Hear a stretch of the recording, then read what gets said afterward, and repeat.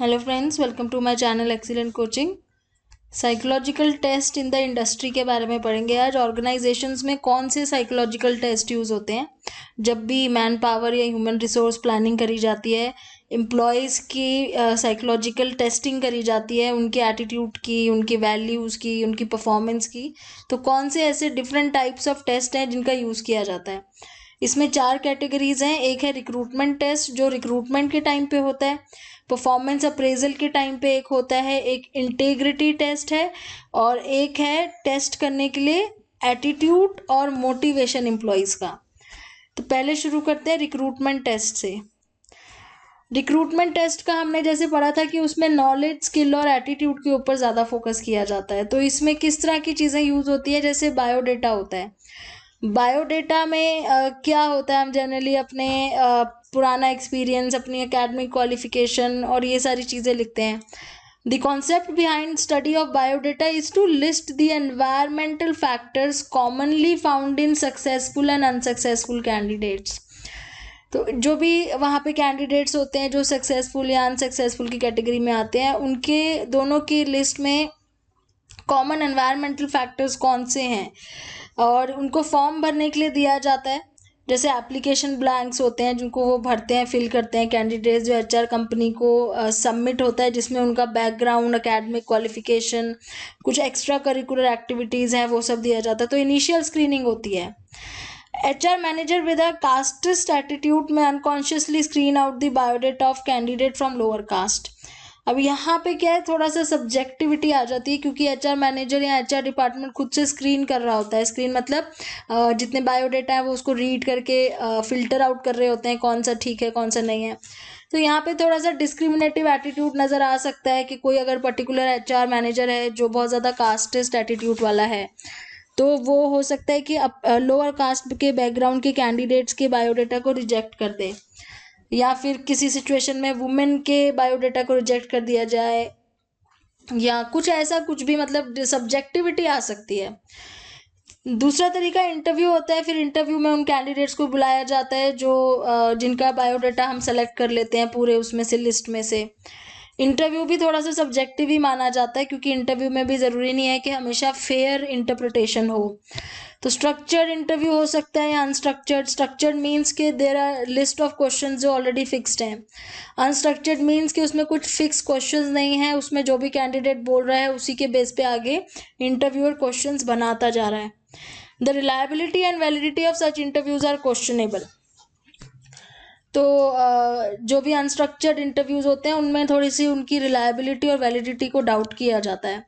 Harriet is of the view that unstructured interviews are prone to sex bias as the interviewers are often male and are more likely to engage in comfortable chat with male candidates.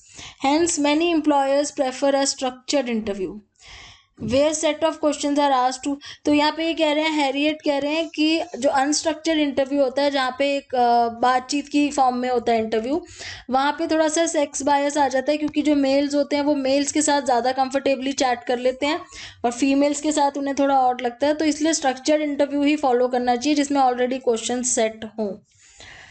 So many employers prefer a structured interview where set of questions are asked to all the candidates in a particular order. तो structured interview में क्या है कि already question set होते हैं और एक order में सबसे पूछे जाते हैं। तो ये एक तरीके का verbal psychometric test होता है। हर एक आंसर के कुछ पॉइंट्स होते हैं और ये वैलिड भी माना जाता है, क्योंकि इसमें सब्जेक्टिविटी नहीं आती। वर्क सैम्पल टेस्ट आता है। फिर वर्क सैम्पल टेस्ट जो किया जाता है वो नॉलेज और स्किल को चेक करने के लिए किया जाता है। तो नॉलेज के लिए क्विज कर सकते हैं, या एक वर्क सैम्पल मतलब उसको कैंडिडेट को उसी टाइम पे एक डेमो देने के लिए बोला जा सकता है, जिससे उसके स्किल का पता कर सकें। जैसे वेब डिज़ाइनर को बोलेंगे कि आप यहाँ पे एक डिज़ाइन करके दिखाओ वेबसाइट, या एक सॉफ्टवेयर प्रोग्रामर को बोलेंगे कि एक प्रोग्राम आप करके दिखाओ, लिख के दिखाओ। तो ये वर्क सैम्पल हो गया। फिर आते हैं साइकोमेट्रिक टेस्टिंग पे। अच्छा, ये वर्क सैम्पल वाले में कह रहे हैं sometimes aptitude test are used on fresher. Aptitude test भी यूज़ किया जाता है जो फ्रेशर्स होते हैं, जिनके पास अभी कोई स्किल नहीं होता। एप्टीट्यूड से ये पता चलता है कि इनको अगर हम किसी पर्टिकुलर फील्ड में भेजेंगे तो ये उसमें अच्छा कर पाएंगे कि नहीं कर पाएंगे। साइकोमेट्रिक टेस्टिंग एंड असेसमेंट में आ जाता है इंटेलिजेंस टेस्ट, जिसमें इंटेलिजेंस की टेस्टिंग होती है, underlying ability to solve problem and adapt effectively to their environment. तो कैसे प्रॉब्लम्स को सॉल्व करेंगे और कैसे अपने एनवायरनमेंट में इजीली अडेप्ट करेंगे। इसके दो मेजर इंटेलिजेंस टेस्ट यूज होते हैं, जिनके बारे में इसमें से एक हमने पढ़ा हुआ है वेटलर्स का, ग्रुप टेस्ट, एक्स ब्लॉक टेस्ट और 1-to-1, मतलब ग्रुप टेस्ट का एग्जाम्पल है ब्लॉक टेस्ट और 1-to-1 टेस्ट का एग्जाम्पल है वेटलर्स का। एम्प्लॉय सिलेक्शन में यूजली ग्रुप टेस्ट का यूज़ किया जाता है, क्योंकि इंडिविजुअल टेस्ट बहुत ज़्यादा कॉस्टली हो जाते हैं जो 1-on-1 होते हैं, तो ग्रुप टेस्ट ज़्यादा यूज़ किए जाते हैं। बट ग्रुप टेस्ट की प्रिडिक्टिव वैलिडिटी थोड़ी लो होती है। और ये कल्चरल स्पेसिफिक टेस्ट होते हैं। कल्चरल स्पेसिफिक इसमें मतलब मेन स्ट्रीम कल्चर को ध्यान में रख के बनाए जाते हैं, जो बहुत ज़्यादा सब कल्चर्स हैं, माइनॉरिटी सब कल्चर्स हैं, उनके बेस पे नहीं बने होते ये टेस्ट। तो यहाँ थोड़ा कल्चर बायसनेस आ जाती है। Also there is a risk of test sophistication. Test sophistication मतलब जितना आप उसको प्रैक्टिस करोगे टेस्ट को, उतना आप उसको बेटर करने लग जाओगे। इसलिए कई बार कोचिंग इंस्टीट्यूट्स में भी लोग उस चीज़ की प्रैक्टिस करके जाते हैं। वो इंटेलिजेंस टेस्ट होते हैं जिनमें कॉमन क्वेश्चंस होते हैं, जैसे रीजनिंग के होते हैं, ग्रामर के होते हैं, वो सब लोग प्रैक्टिस करके जाते हैं तो वो और बेटर कर पाते हैं। तो ये भी एक इसमें वो हो जाता है एडवांटेज, जिसको बोलते हैं टेस्ट सोफिस्टिकेशन। देन एटीट्यूड के लिए क्या होता है, एटीट्यूड टेस्ट होता है जो उसमें जॉब स्किल्स के लिए जो भी बच्चे के जो भी वो है कैंडिडेट है, उसकी परफॉर्मेंस का टेस्ट किया जाता है, उसकी स्किल्स का, और साथ में एटीट्यूड भी देखा जाता है कि उस पर्टिकुलर जॉब के लिए उसका एटीट्यूड सूटेबल है कि नहीं है। रेफरेंस, इसमें 3 चीज़ें चाहिए होती हैं। एक रेफरेंस चाहिए होता है, जैसे कई बार हमको रेफरेंस देनी पड़ती है ना, हमारे पुराने किसी नोन जिसके साथ हमने काम किया हुआ है, या हमारे सीनियर का नंबर, वो सब देना पड़ता है, तो रेफरेंस मांगते हैं, ग्रुप डिस्कशन करवाते हैं और प्रोजेक्टिव टेस्ट भी होते हैं। तो एम्प्लॉयज़ रेफरेंसेस मांगते तो हैं, लेकिन बहुत बार ऐसा होता है कि रेफरेंसेस एकदम ओरिजिनल जेन्युइन नहीं होते हैं। कई बार रेफरेंसेस जो होते हैं वो उन लोगों की दे दी जाती है जिनको वो पर्सनली जानते हैं, उन्हें पता है कि वो उनके बारे में अच्छा ही बोलेंगे, तो वो मिसलीडिंग हो जाती है। और इसी वजह से ग्रुप डिस्कशंस कराई जाती है, जहाँ पे उनकी इंटरपर्सनल स्किल्स चेक कर सकते हैं, इमोशनल इंटेलिजेंस के बारे में हम असेस कर सकते हैं जब कोई ग्रुप डिस्कस करता है। और many participants of a group discussion can't participate because of their communication problem. तो कम्युनिकेशन प्रॉब्लम वहीं पे समझ में आ जाती है कि अगर कोई कम्युनिकेट नहीं कर पा रहा है ढंग से, तो वो ग्रुप में डिस्कस नहीं कर पाता है, तो वो सब चीज़ें ग्रुप डिस्कशन में असेस हो जाती है। फिर आते हैं प्रोजेक्टिव टेस्ट, जिसमें थीमेटिक ए परसेप्शन टेस्ट एक तरीके का टेस्ट होता है, जिसमें 30 पिक्चर्स होती हैं और उसमें ड्राइंग्स होती है, and drawing of 2 or more individuals in a range of ambiguous social setting. तो 2-3 लोग उसमें होते हैं पिक्चर में, जो एक कन्फ्यूजन सी सेटिंग होती है, कन्फ्यूजिंग सी, उसमें वो लोग खड़े हैं या आपस में एक दूसरे की तरफ देख रहे हैं, और पर्सन को, कैंडिडेट को पूछा जाता है कि उसको देख के आपने एक स्टोरी बतानी है। वो जो स्टोरी बताता है उससे उसका एटीट्यूड पता चलता है। जो अग्रेसिव होगा वो अपने स्टोरी में भी एग्रेशन दिखाएगा, जो इंट्रोवर्ट होगा वो अपने स्टोरी में भी अपना शाइनेस दिखा देगा। तो इस तरीके से प्रोजेक्टिव टेस्ट से वो एटीट्यूड के बारे में पता करने की कोशिश करी जाती है। लेकिन यहाँ पे एचआर से ज़्यादा वर्क साइकोलॉजिस्ट की ज़रूरत पड़ती है, क्योंकि एचआर वाले इन सब चीज़ों को यूज़ करने के लिए ट्रेन नहीं होते। फिर आते हैं पर्सनैलिटी टेस्ट।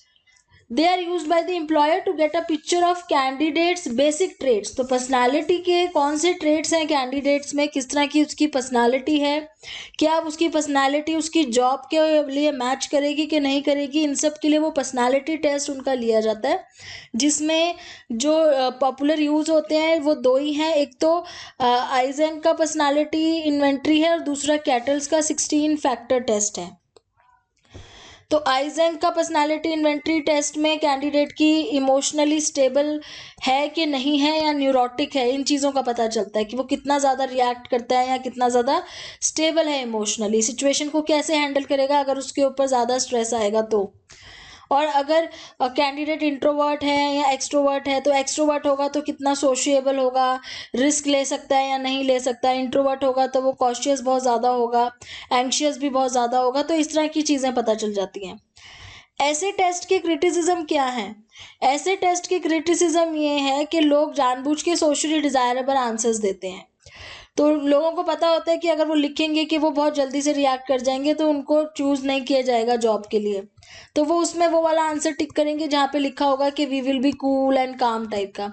तो यहाँ पे इन जो ये जो टेस्ट होते हैं पर्सनालिटी टेस्ट और जो भी साइकोमेट्रिक टेस्ट होते हैं, जो इनमें एक तो आइजैक ये कह रहे हैं कि intelligence test have generated more heat than light, मतलब कि इनसे कंट्रोवर्सी ज़्यादा हुई है, इन्फॉर्मेशन कम मिली है। क्यों? क्योंकि यहाँ पे लोग क्या करते हैं, गलत आंसर जो वो एक्चुअली में नहीं फील करते, वो उस चीज़ को आंसर को वहाँ पे टिक करके चले जाते हैं, क्योंकि उन्हें पता है कि उनको जॉब तभी मिलेगी। तो इस तरह के टेस्ट की वैलिडिटी और रिलायबिलिटी पे क्वेश्चन उठ जाता है बहुत बड़ा कि ये कितने सही हैं कितने गलत हैं। इसीलिए कुछ एक उसमें जो सॉल्यूशन निकाला है कि उसमें एक लाई स्केल भी होना चाहिए। लाई स्केल का मतलब है इस तरह की स्टेटमेंट्स होनी चाहिए जिसका आंसर देख के पता चल जाए कि वो झूठ है या सच है। जैसे फॉर एग्जाम्पल किसी के आंसर में आपको ऐसा कुछ दिख रहा है, उसने लिखा हुआ है I have never been late in my life.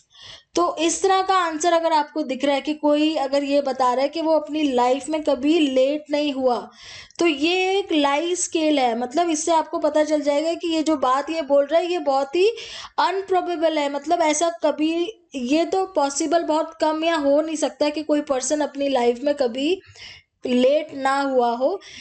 चलो ये वाला स्टेटमेंट मान भी लेते हैं कि चलो हो सकता है कोई ऐसा हो जो ना लेट हुआ हो, लेकिन इस तरह के बहुत सारे स्टेटमेंट्स होते हैं, अगर सब में ही उन्होंने अपने आप को एक्सट्रीम दिखाया है तो पता चल जाता है कि वो झूठ बोल रहा है। तो इस तरीके से लाई स्केल्स होते हैं। Personality test have the underlying assumption that personality characteristics are stable. तो ये मान के चला जाता है कि जो भी पर्सनालिटी कैरेक्टरिस्टिक है वो स्टेबल है, मतलब कि जो वो आज अपनी पर्सनालिटी दिखा रहा है वो हमेशा रहेगी, इसके बेस पे चेक किया जाता है। लेकिन कुछ स्टडीज ऐसी भी है जो कहती हैं कि सिचुएशनल फैक्टर्स के हिसाब से लोग बदल जाते हैं। हो सकता है कि वो इंटरव्यू में आपको कुछ अपनी पर्सनालिटी किसी और तरह की दिखा के गया है, लेकिन जब एक्चुअल सिचुएशन आएगी तो वो टोटली बदल जाएगा। यहाँ पे Jessop and Jessop correlated scores on Isaac's personality inventory and pilot training in royal air force in UK. It was found that pilots with low extraversion score initially showed high extraversion after successful completion of training. तो यहाँ पे इन्होंने correlate भी करके देखा था कि जिन लोगों का इन्वेंट्री टेस्ट में आया था कि वो एक्सट्रोवर्ट नहीं है, लो है, मतलब वो इंट्रोवर्ट है, जो पायलट थे, बाद में देखा गया कि जब उनकी ट्रेनिंग खत्म हो गई तो उनके अंदर बहुत ज़्यादा एक्स्ट्रा वर्जन दिखा था। तो एक्चुअल में क्या करते हैं लोग और टेस्ट में क्या करते हैं उसमें फ़र्क नज़र आ जाता है कई बार। फिर आते हैं परफॉर्मेंस अप्रेजल वाले टेस्ट। परफॉर्मेंस अप्रेजल में क्या होता है, इवेलुएट किए जाती है, परफॉर्मेंस इवेलुएट की जाती है, तभी आगे अप्रेजल होता है उसका, तभी उनको बोनस मिलता है, प्रमोशन मिलती है, या फिर टर्मिनेशन हो जाती है एम्प्लॉयमेंट की। अगर कोई नई ढंग से काम कर रहा है, परफॉर्म कर रहा है, तो उसको निकाल देते हैं। McKinsey grades every employee on a scale of 5. The employee who scores 2 or less in 3 consecutive years is asked to leave the company.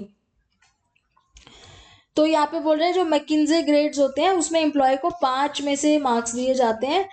अगर कोई एम्प्लॉय 2 से कम ला रहा है 3 साल तक लगातार, उसके 2 पॉइंट से कम आ रहे हैं, तो उसको फिर कंपनी छोड़ने के लिए बोल दिया जाता है। यहाँ पे 2 टाइप के परफॉर्मेंस अप्रेजल है, एक तो रैंकिंग टेस्ट है, दूसरा रेटिंग टेस्ट है। रैंकिंग टेस्ट में रैंक दी जाती है एम्प्लॉयज़ को उनके परफॉर्मेंस के according. Problem with this type of test method is that employee who perform satisfactorily may be ranked as poor. तो जैसे रैंक्स होती हैं उसमें good, very good, poor, medium, इस टाइप से। तो उसमें क्या है कि जो सेटिस्फैक्टरी भी होता है ना उसको पुअर रैंक में डाल दिया जाता है। तो यहाँ से रैंकिंग से एग्जैक्टली पता नहीं चलता कि वो कितना अच्छा है या कितना खराब है, मतलब ना कोई अच्छा है ना कोई खराब है, अगर वो मीडियम मिडिल में आ रहा है तो उसको पुअर रैंक में डाल दिया जाता है। तो इस टाइप से रैंकिंग होती है। Many scholars and management consultants are of the opinion that testing pattern has potential to lower employee morale. ये रैंकिंग टेस्ट को लेके मतलब कह रहे हैं कि ये जो टेस्ट है ना इससे एम्प्लॉय का मोरल डाउन होता है। Then comes rating test. Rating test ज़्यादा बेटर माने जाते हैं रैंकिंग टेस्ट से, क्योंकि यहाँ पे मैनेजर्स को बोला जाता है कि वो अपने एम्प्लॉयज़ को रेट करे, रैंकिंग ना दे, उल्टा उसको रेट करे। और the most popular method to rate employ performance is using graphic rating scale. Graphic rating scale जैसे यहाँ पे इन्होंने आपको दिखाया हुआ है, ये 4 आपको सिंबल्स दिख रहे हैं।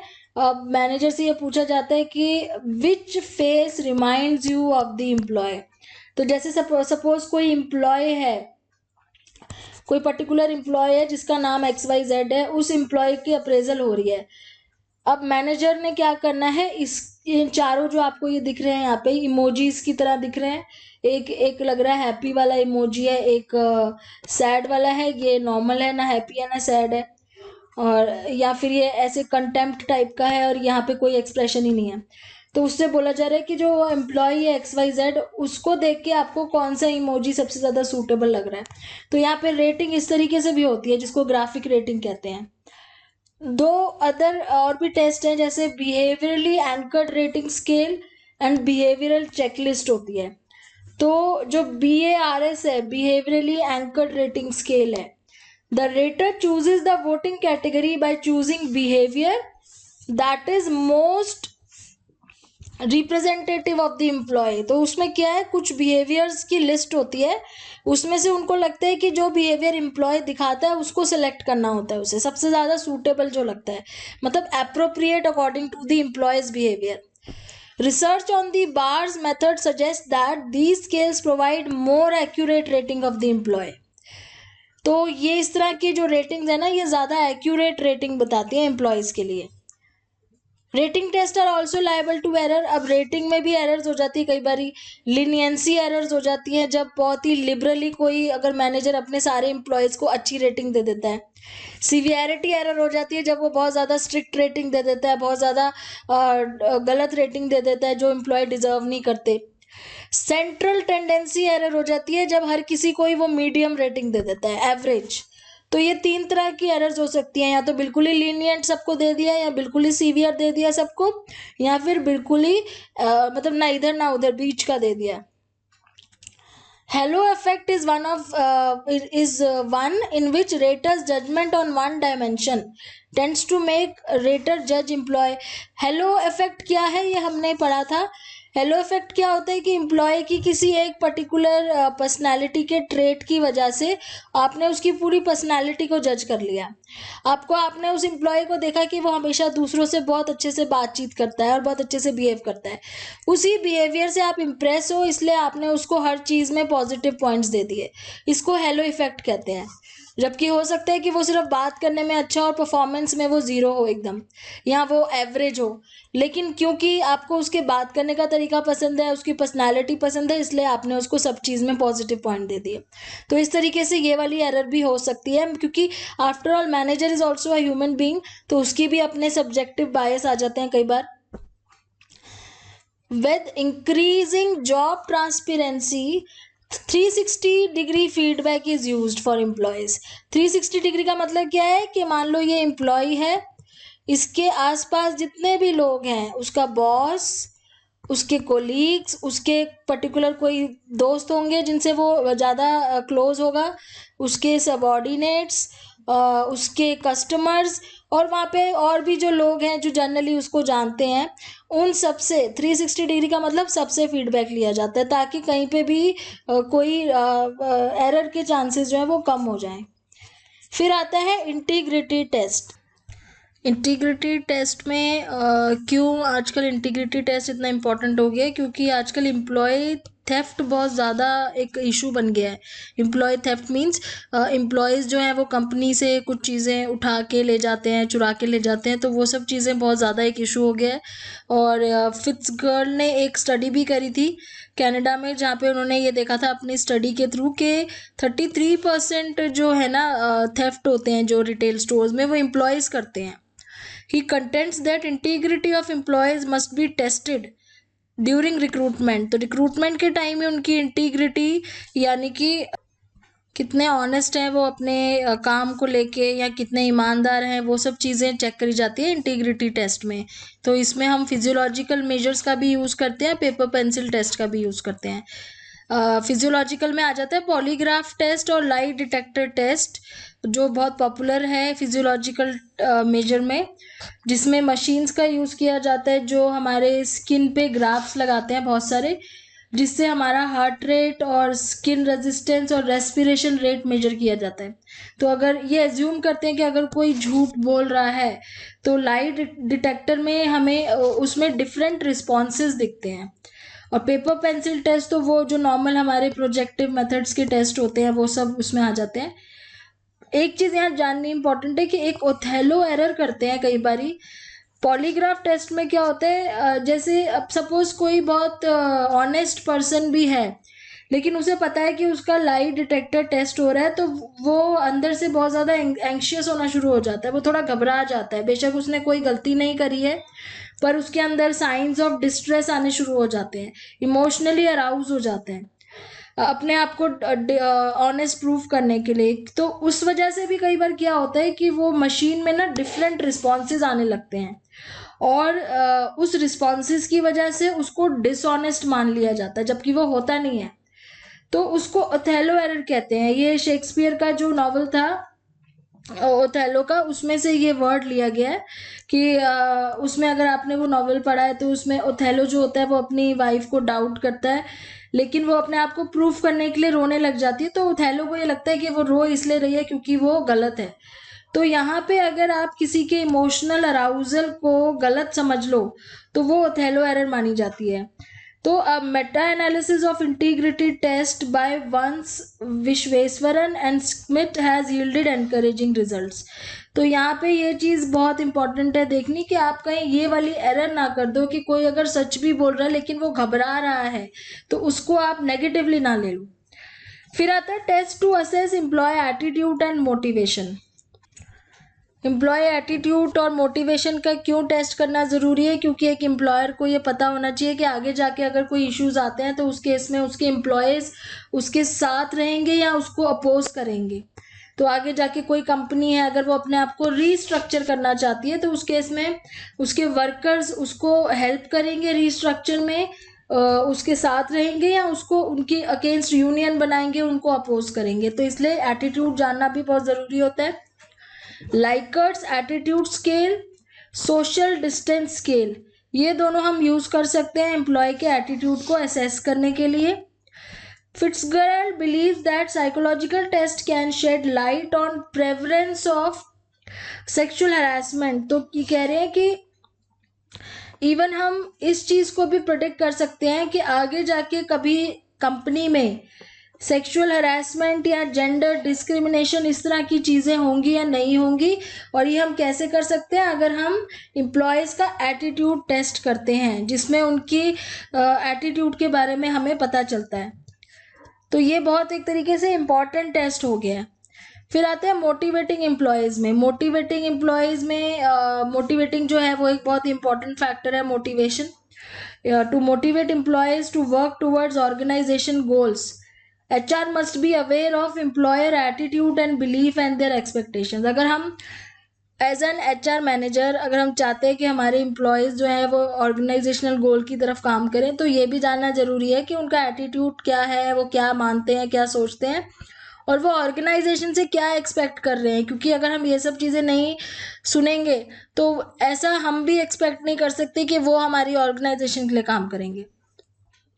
If employees are motivated more by perks and services like hospital facility, education for children, etc., it will be fruitless to give them more money। तो अब आपको ये देखना है कि आपके एम्प्लॉयज़ किस चीज़ से मोटिवेट होते हैं। आप उनको पैसे दो, बोनस दो उससे, या उसके अलावा और एक्स्ट्रा पर्क्स दो, जैसे कि आप हॉस्पिटल फैसिलिटीज़ के लिए रिम्बर्समेंट के लिए दे दो या एजुकेशन के लिए दे दो, इस टाइप की चीज़ें भी। Psychological tests have devised tests to measure work motivation. For instance, Kanungo has developed a popular test to measure job satisfaction and job involvement। तो ये जो टेस्ट है ये पर्टिकुलरली जॉब सेटिस्फैक्शन और जॉब इन्वॉल्वमेंट को टेस्ट करने के लिए होता है। इसके आगे थ्योरीज ऑफ मोटिवेशन पढ़ेंगे, अलग अलग थ्योरीज है जिसमें। Thanks for watching.